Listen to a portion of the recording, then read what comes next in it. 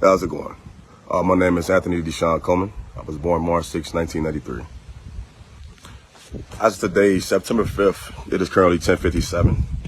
I just went to court, to the courthouse earlier, and I submitted some documentation to actually halt and seize this case. I'm currently they just issued an arrest warrant for second-degree attempted murder, which is for retrial, was set for jury trial today. I also submitted an affidavit of special appearance.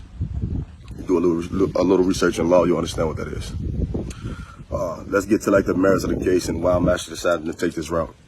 I've done everything constitutional and within law, even within their statutes, to fight for my freedom, to bring forth justice, not just my particular situation, but also show the corruption that's transpires in the judiciary system, more specifically Waseca County and the courthouse. Back in November 10th last year, I was at a bar, relaxing with 3 females, and a guy came in like 3 times. This guy that I was familiar with. He goes by the name of Khalid Fox. And the 3rd time he came into the bar, he came out pretty much urging me to come outside. Didn't even give me a specific reason. Everybody in the bar can actually vouch for that. And at the moment, that guy was actually barred from coming into any bar within that town.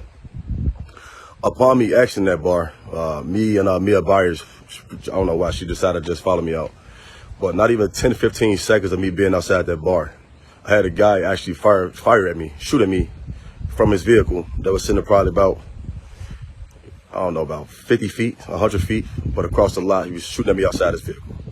At the time, I was concealed carry. I fired back. Now, via their statutes, at the time after them actually changing their statutes, they say I wasn't allowed to actually carry my firearm to protect myself. Okay, that's statute. Statute orders the goals, it's not law. But I do have the right to actually defend myself, I guess, without prejudice against anybody.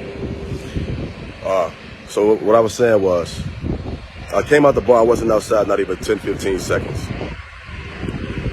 David Hummons waited on me outside the bar after having a several-minute conversation with Khalid Fox, and I seen this as far as me getting my discovery and everything else. So everything I'm going to explain to you now is me taking it into perspective of taking everything into account, from all the video, my personal experience, my personal actions, and everything I know about this case. And this, like, again, this is in my perspective and what the actual state and the evidence that's against me is going to show.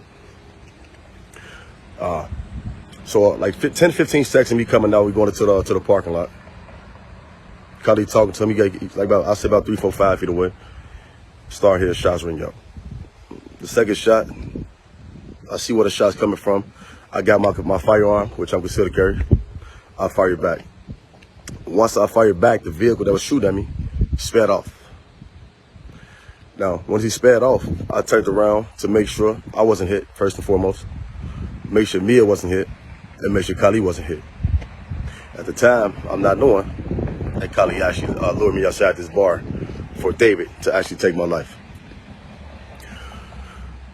The video evidence shows the coercion, the planning from Khalid and David to actually take my life that night. After I fired upon David, well, fired back from David, and this car started to move, I stopped firing. David decides to pull off. Like I said, initially I thought he was leaving, but he ended up coming back around the corner, and then he shot at me 3 more times. The video supports that. Within the first few hours, I was arrested. Not even a few hours, a few minutes after that, I was actually arrested. David actually had the chance to go to his house to take the shell casings out. I had all the evidence. He had several interviews, 4 specifically that night. 2 officers, they actually pretty much coerced him into the story in which he tried to portray at trial, which was a whole entirely different story. 4 different statements. The first officer pretty much asked him what had happened. He gave them a fictitious story. Everything about his statements and what he told them that night was oblivious. There was a lie. Everything was a lie, and that's supported by the video evidence that they actually got against me. See you later, Elise. And The second officer, within like 2 hours after that, once she realized that everything that David had said made absolutely no sense, and it was in direct contradiction to what was actually recorded on the surrounding video cameras. So she went ahead, she interviewed him, and basically told him everything that he said, it didn't transpire. But not only just that, she actually went ahead and told him what was on the video, and eventually he ended up adapting that story and that narrative. Throughout this entire trial, I had, first and foremost, I was in custody for several months fighting, and like I said, it's a retrial. When we get to trial, a whole different narrative comes out, and I'm pretty sure this is the constant coercion from the prosecutor and the theory in which she tried to portray. And again, all the video evidence that supports my defense and actually what had transpired was precluded and was not played at my last trial. I had an attorney that decided to not play any video in my defense, and I'm pretty sure he was conspiring against me with the prosecutor. But the outcome of the first trial, like I said, I was found not guilty for first-degree premeditated attempted murder. It was a hung jury for the second-degree attempted murder with intent, and they found me guilty of aggravated assault, and they dismissed the harassment. And my honest truth and me knowing the law and actually what the happiness of that event, the reason that they actually decided to find me guilty of that second-degree assault was the fact that the videos and the audio files to support and show that everything David said was a lie, and he was actually the aggressor. After that, I went through numerous motions, fighting. I get out, put in a motion to represent myself for pro se, put in numerous affidavits, things actually challenging the evidence themselves, challenging the statements, everything that you could possibly think of. The court purposely decided to disregard all the actual facts and still decided to move forward with actually bring me back to trial, which by law is double jeopardy.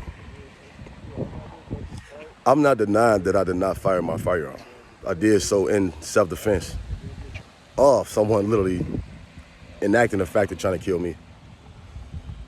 The prosecutor has gave this guy, which is a known informant for the Waseca Police Department, they gave him essentially immunity. Immunity to actually make these statements against me. Mind you, he also got locked up with the same firearms and over 96 grams of cocaine, in which he should have been in jail from that alone, but the prosecutor still decided to give him another alford plea and let that man stay free to testify against me in a case in which I literally defended myself. And everything that he said, all the evidence that's against me shows that this guy he planned, acted on taking my life that night. They disregard all this. Earlier, I ended up putting an affidavit questionnaire and the affidavit special appearance. They disregarded. I was scheduled to go to a jury trial this morning. I went to court. I submitted my documentation, which by law, this is exactly what I was supposed to do. They decided not to adhere to absolutely any of it that supports the authority from the Constitution and their statutes alone. They decided to disregard and all those facts and decide to put a arrest warrant out on me. Please, Sheriff, bring attention to this to show the corruption that's going on within Minnesota, more specifically Waseca County. Again, my name is Anthony Coleman. I was born March 6, 1993. I'm not a criminal. I've never been so. And still to this day, I'm not running. I'm not running from this situation. But I would like for my due process rights to be enforced. And what they don't tell you when you actually get into situations like this, criminal. You defending yourself, no matter what the merits are. They charge you via these statutes and they make up the theory as they go. My case number is 81CR22733. Again, I would just like this situation to be raised and bring some attention to the corruption and everything else, because right now I am and failed my life. And all the things in which I brought to the attention of the court. If I was to turn myself in now, and mind you, I just went to court this morning, I know in my heart and my soul that those people will kill me. So thank you.